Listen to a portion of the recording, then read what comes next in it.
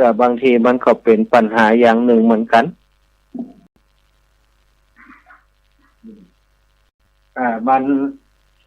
มันถ้ามีปัญหาบางเตื้อฝนตกนะ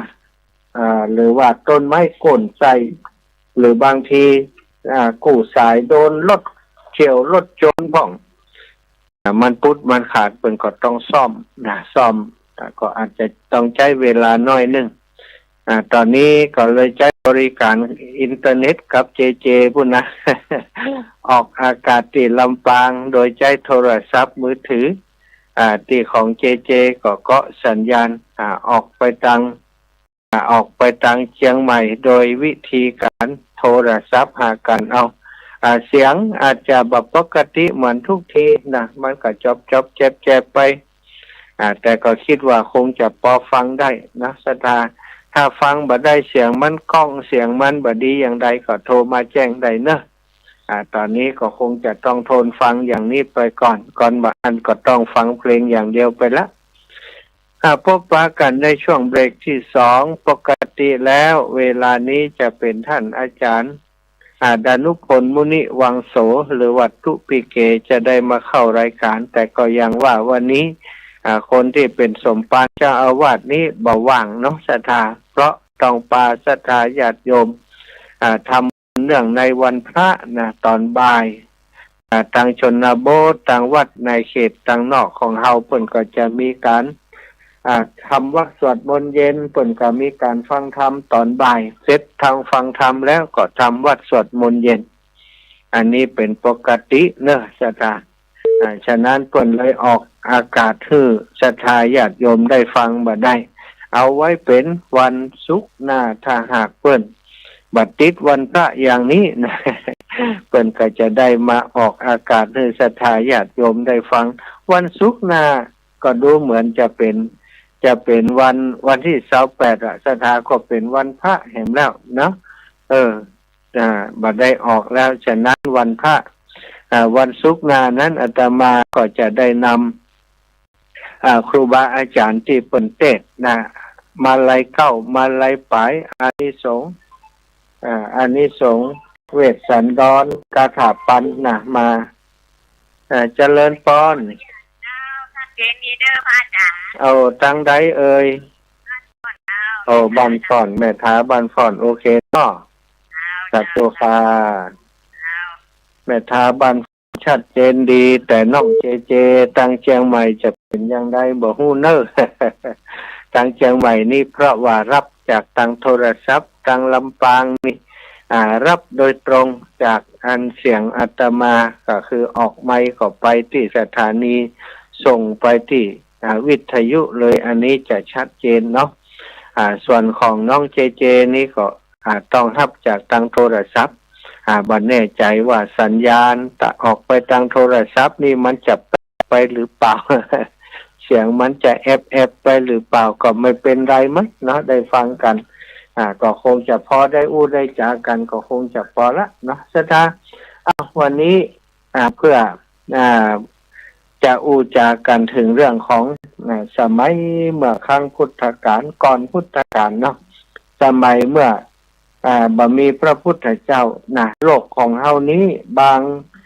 างเวลาบางกับเนาะถ้าอู้ง่ายๆก็บางช่วงเวลา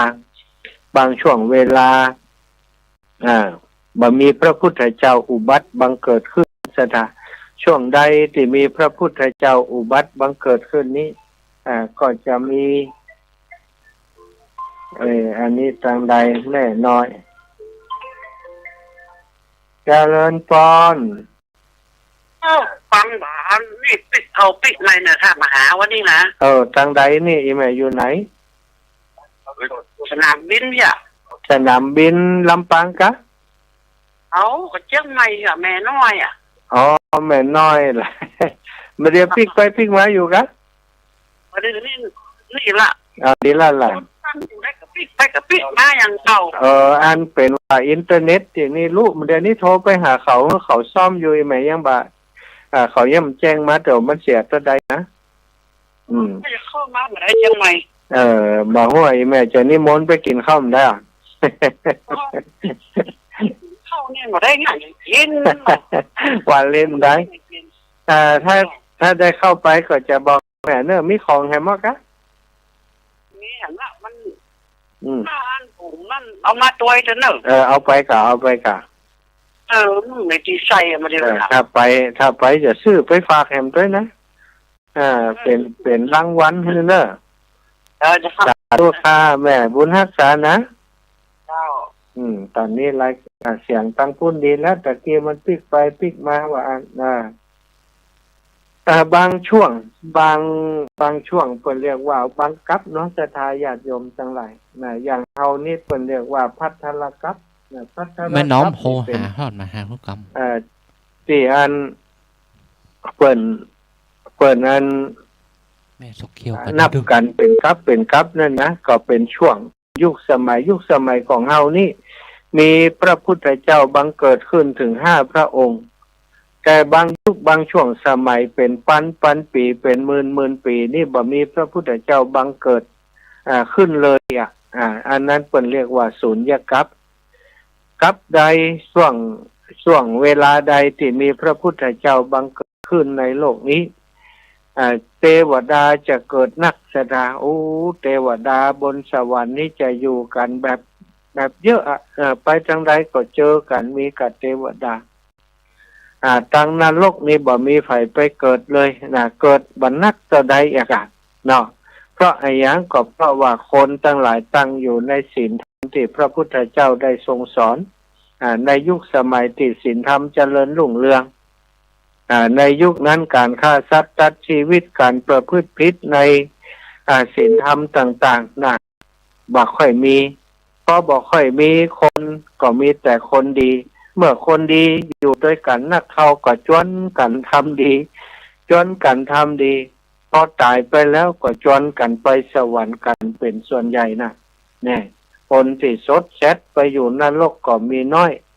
แต่ว่ายุคไหนสมัยใดกับใดที่บ่มีคำสอนของนักปราชญ์บ่มีพระพุทธเจ้าอุบัติบังเกิดขึ้น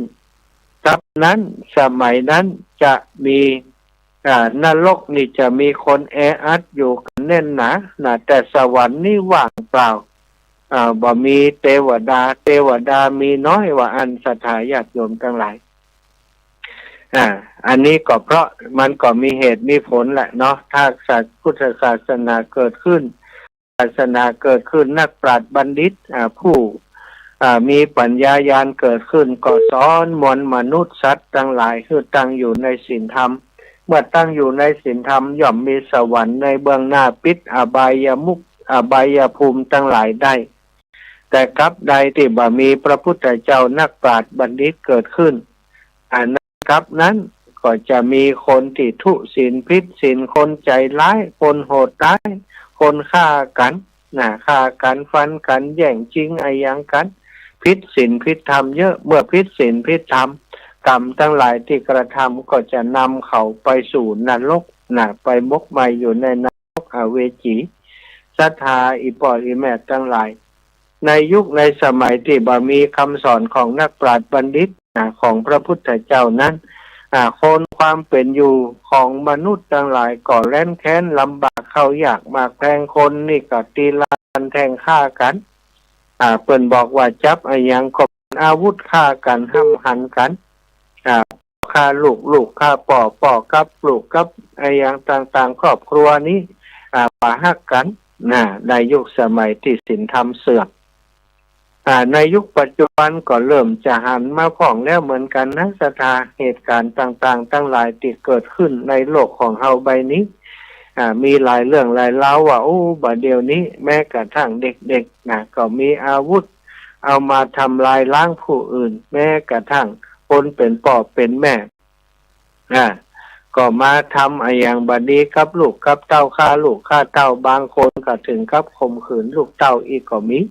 นี่เกิดขึ้นในยุคในสมัยของเฮาแต่ก็ยัง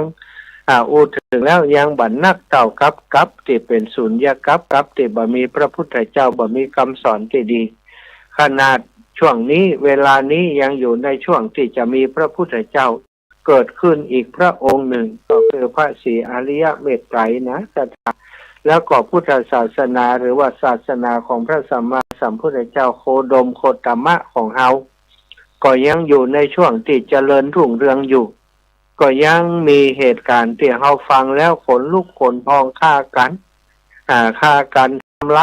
ายกันฉ้อโกงกันนี่เฮาก็ได้ยินข่าวอยู่ทุกวันคนทั้งหลายที่ผิดศีลแน่นอนก็จะไปสู่นรกคนที่ทำดีก็จะไปสู่สวรรค์ช่วงนี้ถ้าอูไปอูมาก็คงจะ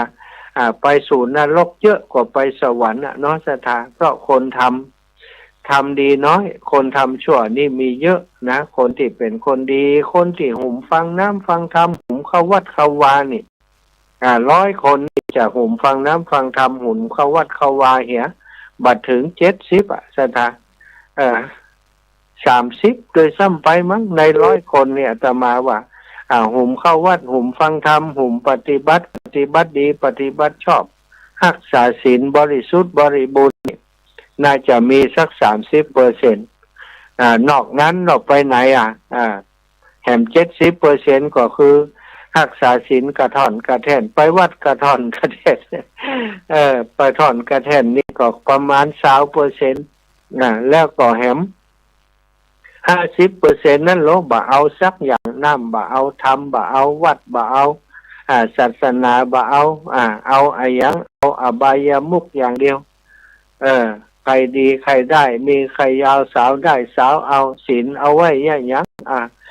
บ่รักษาศีลบ่ปฏิบัติธรรมทำแต่ความชั่วองกินอย่างนี้เป็นต้นคนตั้งหลาย 50%มีโอกาสนรกเปิดประตูสถานตายไปแล้วต้องไปชดใช้กรรมในนรกในสมัยที่เป็นศูนยากาศที่บ่มีปราชญ์บัณฑิตบ่มีพุทธเจ้าบังเกิดขึ้นในป่าคือการละครั้งหนึ่งปรากฏว่าในโลกธาตุว่างจากพระบรมพุทธศาสนาคือบ่มีองค์สมเด็จพระบรมศาสดาสัมมาสัมพุทธเจ้าเสด็จอุบัติขึ้นในโลกตรัสรู้เกิดขึ้นในโลกเขานี้เป็นเวลาได้นานนักหนาถึง1 อสงไขยเมื่อบ่มีพุทธศาสนาโลกธาตุก็ย่อมจะว่างเว้นจากการได้บรรลุมรรคผลนิพพานธรรมวิเศษอันเป็นธรรมดา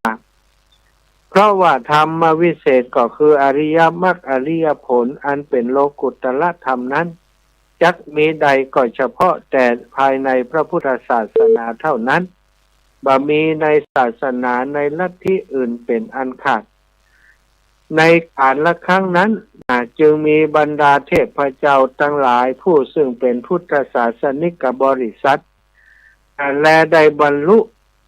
มรรคผลธรรมวิเศษก็คือเป็นพระอริยบุคคลชั้นโสดาบันเป็นพระสกทาคามีเป็นพระอนาคามีแต่ศาสนาของสมเด็จพระสัมมาสัมพุทธเจ้าพระองค์ก่อนแล้วเทพยเจ้าเทพยดาเทพยเจ้าเหล่านั้นผู้เป็นอริยบุคคลเหล่านั้นต่างก็พากันอนุโยคพยายามประกอบความเพียรบำเพ็ญกรรมฐานในเทวโลกที่ตนสถิตอยู่จนได้บรรลุถึงมรรคผลเบื้องบนสำเร็จเป็นพระอนาคามีก็คืออริยบุคคลแล้วจึงจุติขึ้นไปอุบัติเกิดในชั้นพระพรหมของอนาคามีณโลกณพรหมโลกชั้นสุทธาวาสต่างก็คืออวิหาพรหมโลกอัตตปาพรหมโลกสุทัสสาพรหมโลกสุทัสสีพรหมโลกแล้วก็อากานิทะพรหมโลกองค์ใดจะไปอุบัติเกิดในปัญจสุทธาวาสพรหมโลกชั้นไหนนั้นก็สุดแต่วาสนาบารมีที่ตนอบรมให้แก่กล้าในอินทรีย์ไหนเมื่อเทพยดาเจ้าทั้งหลายเหล่านั้นไปอุบัติบังเกิดเป็นพระพรหมอนาคามีแล้วก็ย่อมเจริญกรรมฐานต่อไปจนกระทั่งได้บรรลุมรรคผลขั้นสูงสุดคือได้สำเร็จเป็นพระอรหันต์แล้วก็ดับขันธปรินิพพานณพรหมโลกนั้นเอง อันนี้เป็นกฎธรรมดาของจะพระพรหมอนาคามีทั่วไปที่บ่ต้องกลับมาเกิดในโลกไหนๆอีกแล้วเมื่อได้สำเร็จเป็นพระอรหันต์และดับขันธ์เข้าสู่ยอดอมตะมหานิพพานไปทีละองค์สององค์เช่นนี้พระพรหมอนาคามีก่อนเหลือน้อยลงทุกทีเพราะว่าผู้ที่จะมาอุบัติใหม่ก็บ่มีโดยที่โลกธาตุนี้ว่างจากพระพุทธศาสนาจึงบ่มีพระอนาคามีบุคคลผู้ทรงคุณว่าวิเศษมาอุบัติบังเกิดขึ้นดังกล่าวแล้วเมื่อเป็นอย่างนี้ท่านสุทธาวาสมหาพรหมอนาคามีก็ได้ทอดทัศนาหันมหาพรหมที่เหลืออยู่น้อยนักหนาทั้งยังจะต้องได้สำเร็จเป็นพระอรหันต์และดับขันธ์เข้าสู่นิพพานไปในวันหน้าเรื่อยๆนะท่านมหาพรหมเหล่านั้นจึงได้ลำพึงแล้วก็ปรึกษากันว่าดูก่อนหมู่เฮาท่านผู้นิรทุกข์ผู้มีทุกข์น้อยเอ๋ยการบัดนี้บรรดามหาพรหมในชั้นปัญจสุทธาวาสเฮานี้น้อยลงนักหนาแล้วบ่ก่อนนี้มีนักหนานะบัดเดียวเนี่ยมีน้อยลงที่มีอยู่ก็ได้บรรลุอรหันต์แล้วก็ไปเสียแล้วนะแล้วก็เหลือแต่หมู่เฮาซึ่งก็เหลือน้อยลงทุกทีที่เป็นเช่นนี้ก็เพราะว่าในโลกธาตุของเฮาบัดเดี๋ยวนี้มันว่างจากพระพุทธศาสนาการที่บ่มีองค์พระสัมมาสัมพุทธเจ้านั่นแหละปรากฏเป็นอันมากกว่าการที่พระพุทธเจ้าเป็นไหนฉะนั้นหมู่พระพรหมสุทธาวาสเฮานี้จึงค่อยน้อยไปเมื่อได้ลำพึงปรึกษากันไปดังนี้แล้วต่างก็มีกมลหฤทัยบังเกิดความสังเวชแล้วก็คิดจะแก้ไขเหตุการณ์ให้ดีขึ้นจึงได้ทอดทัศนาเล็งดูไปทั่วจักรวาลและอนันตจักรวาลน้อยใหญ่ก็บาหานว่าพระพุทธเจ้าจะเสด็จมาอุบัติขึ้นในการอันไกลๆนั้นก็จึงได้ลำพึงปรึกษากันต่อไปว่าอันธรรมดาองค์สมเด็จพระสันเพชรสัมมาสัมพุทธเจ้าทั้งหลายย่อมเสด็จตรัสรู้ในมงคลจักรวาลนี้เท่านั้นเว้นจากมงคลจักรวาลโลกธาตุนี้แล้วจักบ่ได้มีอุบัติตรัสรู้ในจักรวาลทั้งหลายเหล่าอื่นเลยก็อย่างใดไผผู้ใดเหล่านะซึ่งจะเป็นผู้มีความพยายามอันใหญ่มีจิตใจที่มั่นคงแข็งกล้าอุตสาห์พยายามบำเพ็ญกุศลพุทธการกธรรมเพื่อจะได้ตรัสรู้ปรมาภิเษกสัมโพธิญาณได้จำเป็นที่เฮาทั้งหลายจะต้องคอยค้นคว้าแสวงหาดูก่อนนะทั้งท่านสุทธาวาสพรหมทั้งหลายปรึกษากันอย่างนี้แล้วก็จึงค่อยสอดส่องแสวงหาดูไปทั่วทั้งหมู่มนุษย์และเทวดาเพื่อจักหาบุคคลผู้มีกมลหฤทัยผูกพันมั่นกล้ามั่นคงกล้าหาญเต็มไปด้วยอนุโยคะพยายามอันยิ่งใหญ่อาจประกอบกิจติดตนมุ่งหวังให้ได้สำเร็จได้โดยบัดได้อาลัยถึงร่างกายและชีวิตโดยประสงค์ว่าเมื่อพบผู้ที่มีน้ำใจองอาจมั่นคงชนิดนี้แล้วจักได้เข้าบันดาลดลจิตของผู้นั้นคือบังเกิดมีน้ำใจรักใคร่ในทางที่จะปรารถนาพุทธภูมิเพื่อตรัสรู้พระปรมาภิเษกสัมโพธิญาณในอนาคตการภายหน้าการครั้งนั้นยังมีมนุษย์หนุ่มผู้ยากจนเข็นใจคนหนึ่งเมื่อถึงการจนมายุเจริญวัยมารดา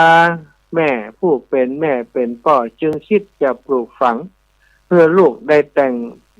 การแต่งงานได้มีครอบครัวเป็นของตัวเองตามประเพณีแต่มนุษย์ผู้นั้นบ่ได้มีความปรารถนา ด้วยประมาณตัวว่าตนเองเป็นคนยากจนขั้นพ่อแม่ลบเล้าเฝ้าลำพันตอบบ่อยๆก็จึงตอบว่าข้าแต่พ่อแม่ถึงสองทุกวันนี้ทรัพย์สมบัติอันหนึ่งอันใดที่มีค่าในเงินของเฮาก็บ่ได้มี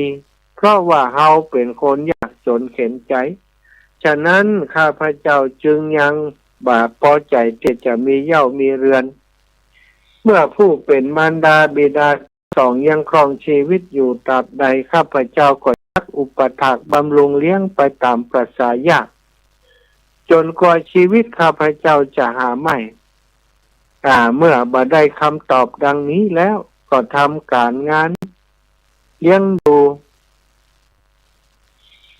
ท่านทั้งสองเป็นนิจขั้นจำเนียนการมานานมาบิดาของเขาก็ได้ถึงแก่กรรมไปตาม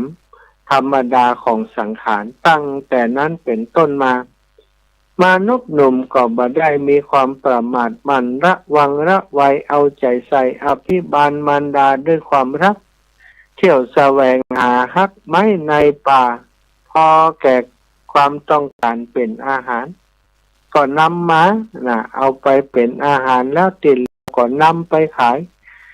ได้มูลค่าเท่าใดก็จ่ายเป็นเครื่องภัตตาหารเป็นกะข้าวกะอะไรอย่างต่างๆเอานำมาอุปถากบำรุงเลี้ยงดูแม่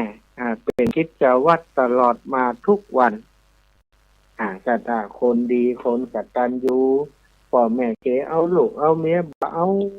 าไอ้ยังบ่เอาก็เป็นห่วงพ่อเป็นห่วงแม่เอาเป็นคนทุกข์คนจนเอาเปิ่นมาอยู่ด้วยก็พร้อยจะทุกข์ไปด้วยกันนะคะบ่เอา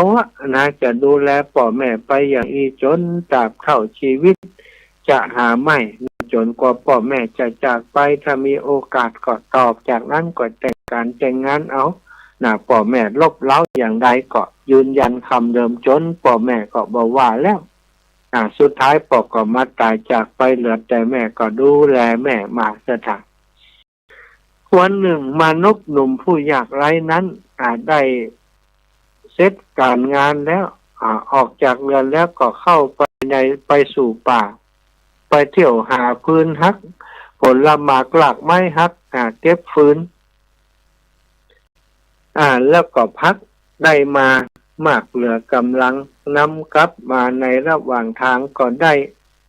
นิดเหนื่อยไก่หิวกระหายหิวน้ำก็แวะเข้าอาศัยพักนั่งอยู่ริมฝั่งแม่น้ำใต้ร่มไม้ร่มไทรใบดกหนาแห่งหนึ่งใกล้ท่าเรือสำเภานึกในใจว่าจะนอนเอนกายพอคลายเหนื่อยสักหน่อยจึงจะค่อยๆเดินทางกลับบ้านต่อไปอิดนักแก่เข้าไปในป่าเข้าไปในป่าหิวน้ำกระหายน้ำก็มานั่งพักผ่อนหิมน้ำดื่มน้ำแล้วก็เอาน้ำวักน้ำมาล้างหน้าล้างตาล้างตัวก็ไปนั่งใต้ต้นไม้ต้นใดต้นหนึ่งตีใบดกใบหนาเย็นสบายเสียงนกเสียงหนูห้องจิ๊กจ๊อกจิ๊กจ๊อกเป็นเพลงกล่อมอยู่ทางบนพอตื่นขึ้นมาก็เลือกไปหันเรือสำเภาจึงเกิดความคิดอันบันเจิดจ้าคำหนึ่งไปว่าบัดนี้เฮากำลังเป็นคนหนุ่มอยู่ในปฐมวัยมีกำลังกายอุดมดีจึงอาจจะแสวงหาจะมาตอนนี้เฮายังมีร่างกายสมบูรณ์จึงสามารถเสาะหาฟืนหาพักได้ทำงานนักได้แต่เมื่อร่างกายของเฮาชราไปแล้วล่วงเลยในการนานไปแล้วกำลังก็จะถอยกำลังก็จะลดลงเฮาจะมีความสามารถประกอบการงานอันนักอย่างที่กำลังทำอยู่ทุกวันนี้ได้หรือคิดไปว่าเท่ามาแล้วจะเนี่ยอย่างเก่าได้กว่านี่เฮาจำเป็นจะต้องขยับขยายหาตั้งประกอบอาชีพใหม่เพื่อจะไว้เลี้ยงตัวย้ำเท่าย้ำแก่เนี่ยได้เก็บได้เขี่ยพ่องได้เข้าไปหานายสำเภาเจ้าของเรือนั้นแล้วก็ไปไปจ๋า สนทนาทักทายตัว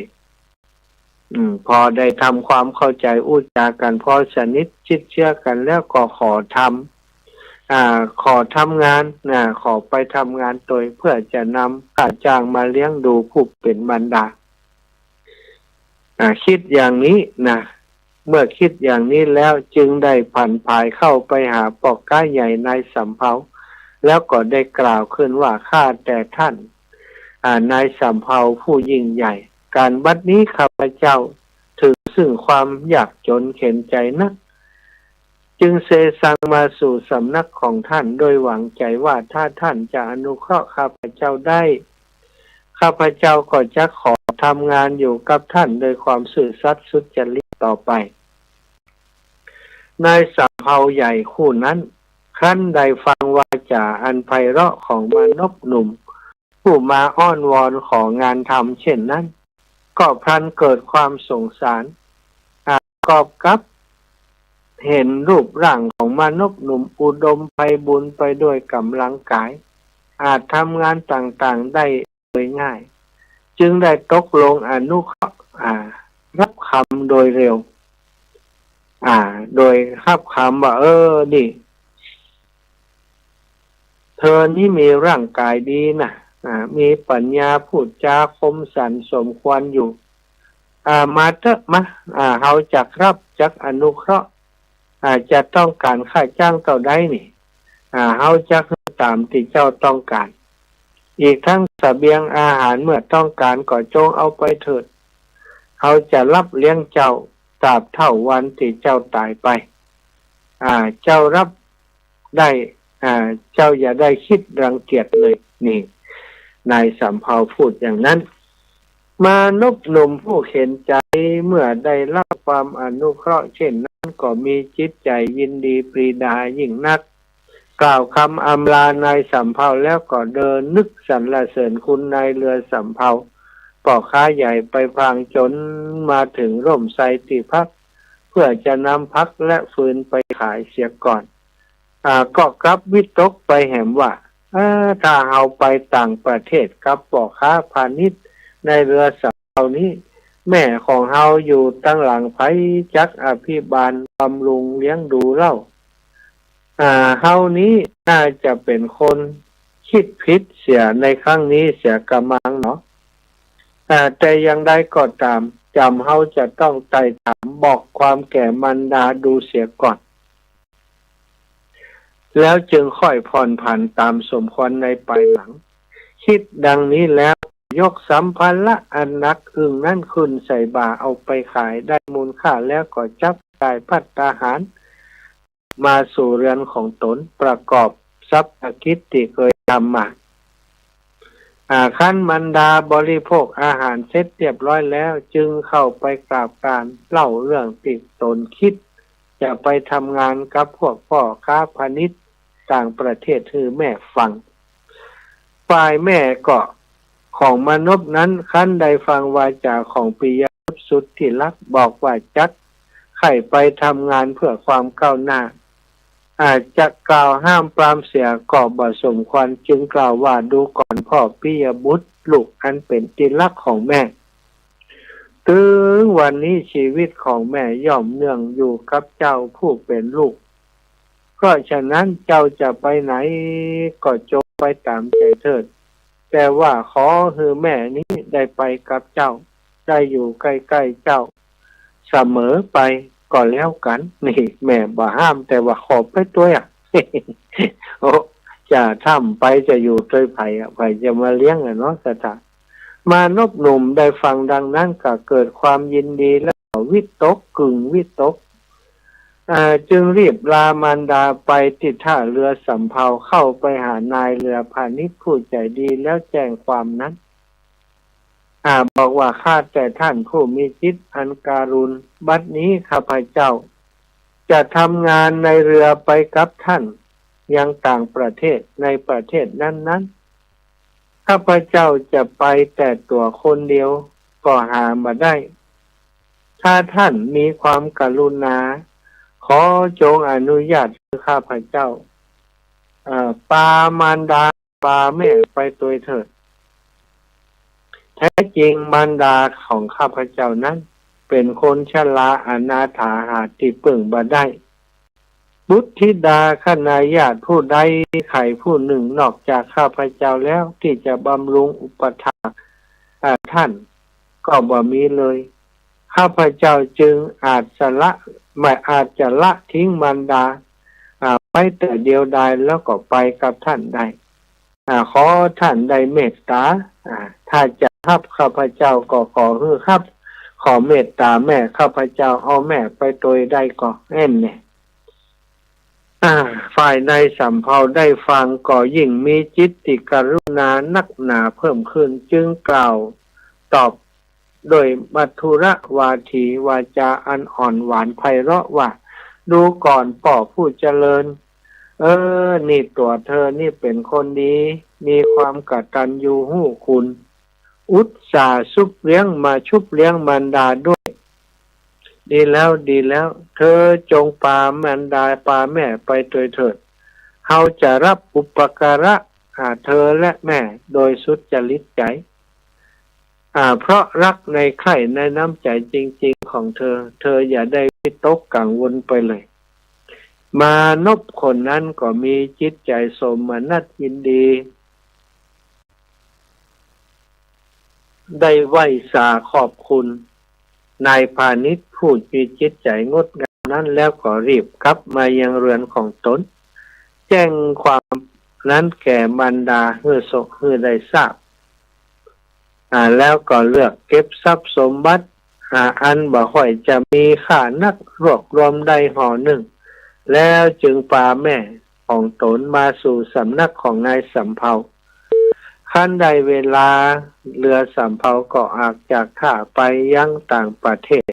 แล้วนายสำเภาผู้มีจิตใจกรุณาก็มอบหมายหน้าที่คือมานพหนุ่มนั้นทำตามกำลังความสามารถมานพผู้นั้นก็บ่ได้มีความประมาทอุตสาหะประกอบกิจการทุกประการ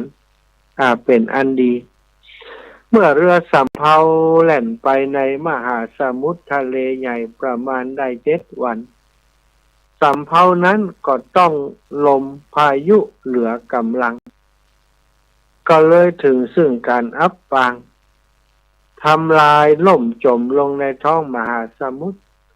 บรรดามนุษย์พาณิชยกรทั้งหลายรวมทั้งนายสำเภาผู้ใจดีก็สิ้นชีวิตถึงแก่มรณาเป็นภักษาของเต่าและปลาทั้งหลายในมหาสมุทรนั้นเรือสำเภาแตกในระหว่างเดินทางสถานเอาปอกกาพาณิชย์ลูกน้องของนายสำเภาจมน้ำตายหมดฝ่ายมานพหนุ่มเมื่อพบประสบประการอันร้ายแรงเช่นนั้นก็ตั้งสติมันจัดแจงแต่งตัวธรรมัดทะแมงเป็นอันดีเอาน้ำมันมาลูบมาทาเอาคำตาลเอาอย่างติดเตรียมไปเอาอาหารติดเตรียมไปเอาไปไหนบัดได้แล้วเอากิน กินเพื่อจะให้กำลังวังชาทาเนื้อทาตัวโดยน้ำมันเพื่อจะบ่ให้ผ้าเสื้อติดใส่นั้นมันดูดซับน้ำมันจะนักเนาะจะดักได้ทีก็กระโดดโลดโจรออกไปจากเรือที่กำลังอับปางเพื่อรักษาชีวิตของตนไว้ครั้นแล้วก็ระลึกได้ถึงแม่เอาตายเฮามาโดยแม่นี่แม่อยู่ตั้งใดเลี้ยวหลังกัดมาดูแลดูก็บังเอิญว่าได้หันมารดายังบัดตายอยู่ยังเหนียวกิ่งไม้ท่อนไม้ติดแตกหักห้อยตัวอยู่จึงดีใจเป็นนักหนาว่ายน้ำกลับมารับมารดาแล้วก็เอาแม่นั่งบนคอตนเองแล้วก็ว่ายน้ำไปในมหาสมุทรแม้จะหู้อยู่ว่ามหาสมุทรอันกว้างใหญ่สุดวิสัยเป็นบาหารฝากฝั่งอยากจะข้ามไปให้รอดชีวิตได้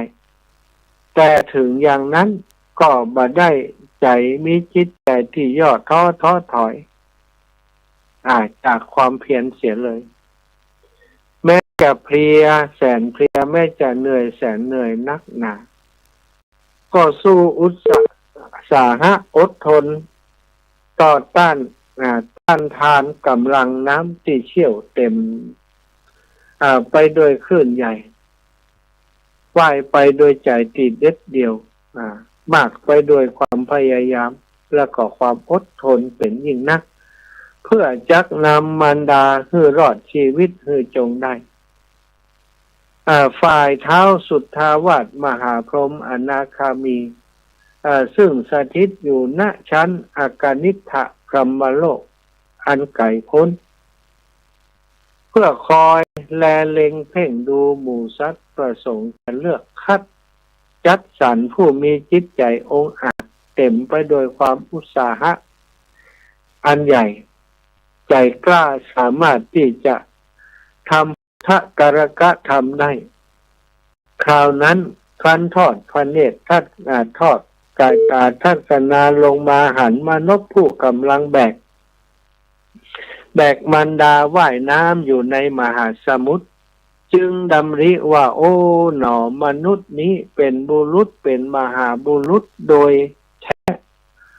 ดูสิบ่เพื่อย่นย่อต่อมหาสมุทรอันสุดลึกซึ้งกว้างใหญ่สู้อดทนพยายามว่ายน้ำเพื่อจะพามารดาให้ข้ามพ้นจากมหาสมุทรทะเลบรรลุไปถึงฝั่ง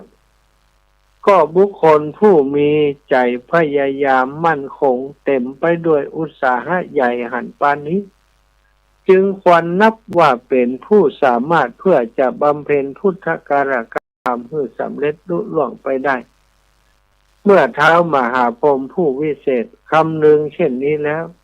ก็เข้าโดนจิตโดนใจมานพหนุ่มนึกปณิธานปรารถนาซึ่งพุทธภูมิเวลานั้นมนพหนุ่มผู้ซึ่งมีน้ำใจเด็ดเดี่ยวอดทนเป็นมหาบุรุษเมื่อแบกมารดาว่ายอยู่ในหมู่คลื่นอันมีกำลังกล้าซักษามาปะทะร่างกายจึงเกิดอาการอ่อนเพลียเหน็ดเหนื่อยนักหนาก็จมลงไปในมหาสมุทรได้น้อยหนึ่งแล้วก็โผล่ขึ้นมาในเวลานาทีอันเลวร้ายใกล้จะตายด้วยเดชะอำนาจแห่งน้ำหฤทัยที่เท้ามหาพรหมผู้วิเศษคือนึกนั้นก็บังเกิดความคิดขึ้นมาว่าถ้าเฮาถึงแก่ชีวิตพินาศขาดสูญไปในท้องทะเลมหาสมุทรใหญ่พร้อมกับมารดาณการบัดนี้ขอกุศลที่เฮาแบกมารดาใต้น้ำในมหาสมุทรมาด้วยความเหน็ดเหนื่อยนักหนานี้จงเป็นปัจจัยให้ได้ถึงซึ่งพระโพธิญาณด้วยเถิดดอกสถามปรารถนาโพธิญาณปรารถนาโพธิญาณถ้าเฮาถึงแก่ความพินาศขาดสูญลงไปในท้องมหาสมุทรทะเลใหญ่เพราะมารดาณการบัดนี้ขอกุศลที่เราแบกมารดาว่ายน้ำมหาสมุทรมาด้วยความเหน็ดเหนื่อยนักหนานี้จงเป็นปัจจัยให้ถึงซึ่งโพธิญาณโพธิญาณญาณแห่งการตรัสรู้ก็คือญาณของพระพุทธเจ้านั่นเองขอเราพึงอาจนำสัตว์ทั้งหลายที่เวียนว่ายในวัฏฏะสงสารให้ข้ามพ้นถึงฝั่งโน้นคืออมตะมหานิพพานด้วยเถิดขั้นตั้งจิตคือเป็นมหากุศลดังนี้แล้วคิดเป็นมหากุศลดังนี้แล้วมานพหนุ่มนั้นก็ตั้งปณิธานซ้ำลงไปอีกว่า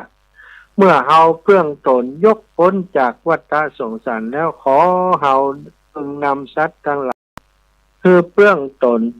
หลุดพ้นจากวัฏสงสารได้ด้วยเถิดอันหนึ่งเมื่อเฮาข้ามพ้นจากวัฏสงสารได้แล้วขอให้เฮาพึงนำสัตว์ทั้งหลายข้ามพ้นจากวัฏสงสารได้โดย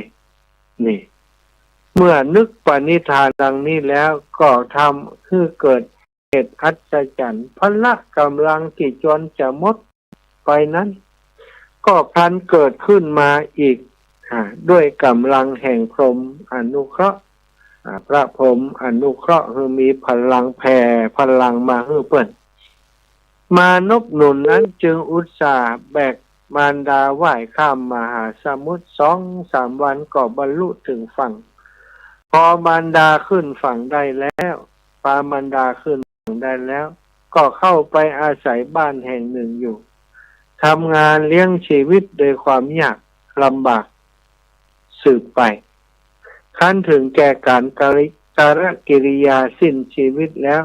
กุศลก็ส่งผลให้ไปเกิดอุบัติในสวรรค์สุคติภูมิประวัติของมารบหนุ่มเห็นใจนี้แสดงให้เฮาหันถึงความปรารถนาตั้งแต่เริ่มแรกเพื่อต้องการพุทธภูมิขององค์สัมมาสัมพุทธเจ้าผู้สีสันเพชรมิ่งมกุฏศรีสักยมุนีโอตมะบรมครูเจ้าแห่งหมู่เฮาท่านเจ้าทั้งหลายคือพระองค์เริ่มตั้งปณิธานความปรารถนาเป็นครั้งแรกตั้งแต่ปางเมื่อเสวยพระชาติเป็นมนุษย์หนุ่มผู้เห็นใจและแบกมารดาว่ายข้ามมหาสมุทรตามที่กล่าวมานี้แล้วต่อจากนั้นพระองค์ท่านก็มีหฤทัยอันมั่นคงตั้งความปรารถนาในภพทุกชาติที่เกิดเรื่อยมาบ่เปลี่ยนแปลงก็เป็นอันแสดงว่าพระองค์ทรงเริ่มเป็นพระโพธิสัตว์ตั้งแต่ครั้งนั้นเป็นต้นมาเพราะทรงปรารถนาพุทธภูมิหรือว่าพุทธภาวะซึ่งเป็นคุณอันยิ่งใหญ่ฉะนั้นต่อจากนี้ไปจะเรียกแทนคำที่พระองค์ว่าโพธิสัตว์ในประชาติต่างๆที่จะนำมาเล่าฟังในโอกาสต่อไปในตั้งหน้าศรัทธาญาติโยมการที่คนหนึ่งจะตั้งปณิธานทำสิ่งที่ทำประโยชน์ตนให้สำเร็จทำประโยชน์ท่านให้สำเร็จโดยความเสียสละนี้บ่ได้มีบ่อยนักบ่ได้มีบ่อยนัก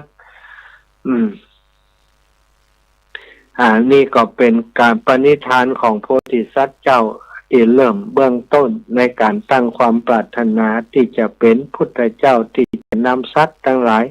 ออกจากกองทุกข์เรียกว่าตั้งใจอย่างเด็ดขาดบอกว่าอย่างจะเกิดขึ้นก็จะทำปณิธานของตัวเองให้ได้จะเวียนว่ายตายเกิดกี่ภพกี่ชาติบ่ได้สนใจแล้วจากนี้ไปขอ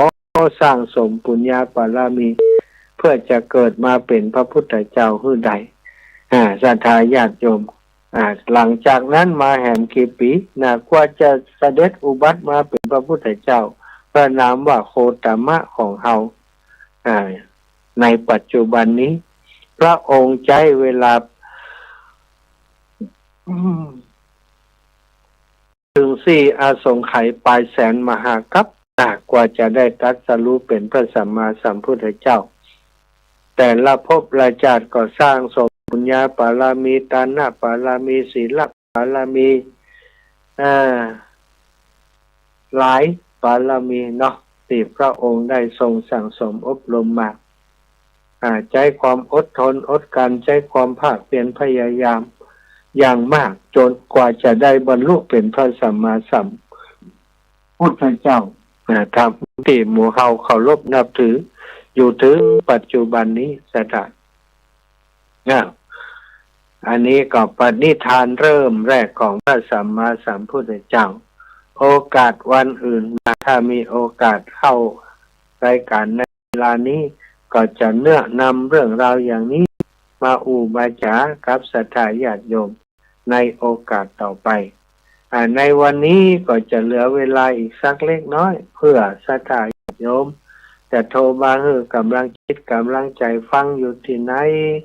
เสียงชัดเจนดีหรือไม่เพราะวันนี้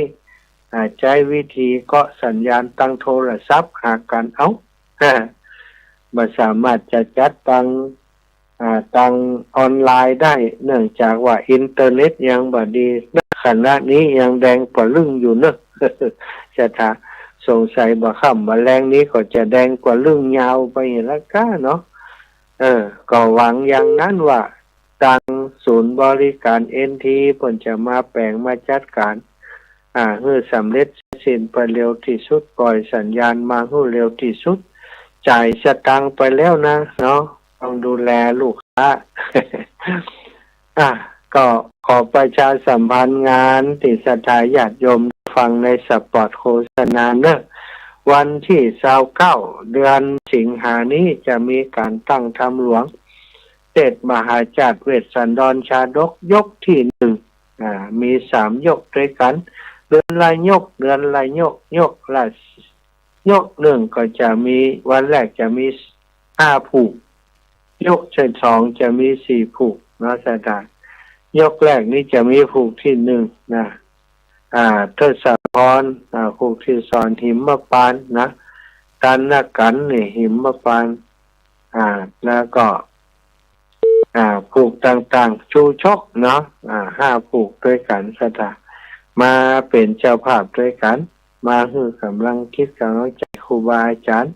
ท่านอาจารย์พระมหานพดลสุวรรณเมธีผู้อำนวยการวิทยาลัยสงฆ์นครลำปางอาตมาภาพพระมหาสมชาติชาตปัญโยในฐานะผู้ที่ทำหน้าที่ประสานงานความร่วมมือถึงจะจัดสถานที่คือสถานได้มารับฟังธรรมหลวงในวันที่29ใครจะเป็นเจ้าภาพการเทศน์ประจำปีเกิดยังได้นะแจ้งมาถ้าจะเป็นคนเดียวก็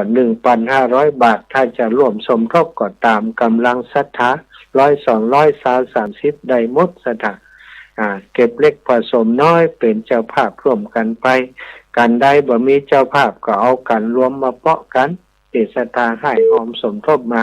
เอาไปเปาะไปห่วมไปหอมไปรวมกันการเทศน์ปัจจัยถวายการเทศน์นะการหนึ่งก็ติดตั้งเอาไว้ก็3,000แต่ว่าบ่เอาจากสถามุดเอาส่วนหนึ่งก็เอาจากกองกลางที่ได้ตั้งธรรมหลวงเมื่อปีที่ผ่านมาได้ปัจจัยมาส่วนหนึ่งก็จะเอาเป็นการสมทบศรัทธามอบมา 1,500 บาทการสมทบก็มอบไปแห่ง 1,500 บาทเท่ากับกันหนึ่งจะถวายครูบาอาจารย์องค์เทศนั้น3,000 บาทสมน้ำสมเนื้อเพราะว่าหลายรูปหลายองค์เดินทางมาจากทั้งไกลท่านอาจารย์พระมหาสมชาตินันทธรรมิโกท่านอาจารย์พระครูประหลัดณัฐพงษ์ทิตาอุทศิริก็รับปากแล้วจะมาเทศน์ท่านมหาสมชาติเทศน์การวัดซีนะแล้ว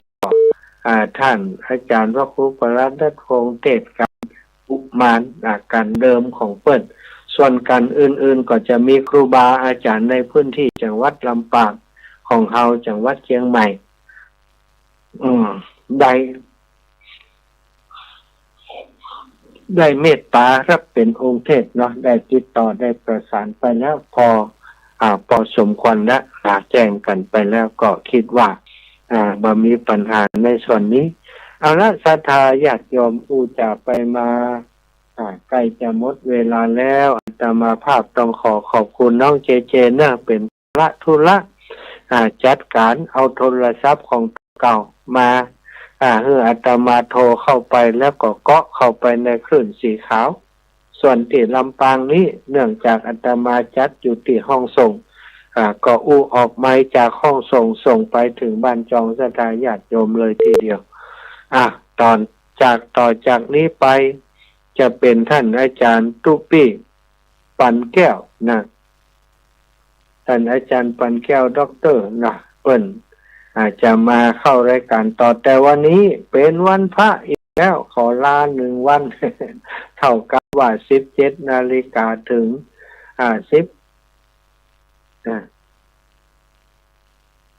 ถึง 19 นาฬิกานี่เพิ่นก็มาได้จัดโดยฉะนั้นก็ขอน้องเจเจออกทางเชียงใหม่พุ่นนะ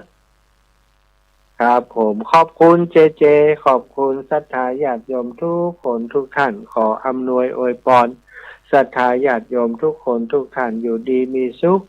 อายุมันขวัญยืนมั่งมูลตุ่นเต้าอายุวันโนสุขังภะลัง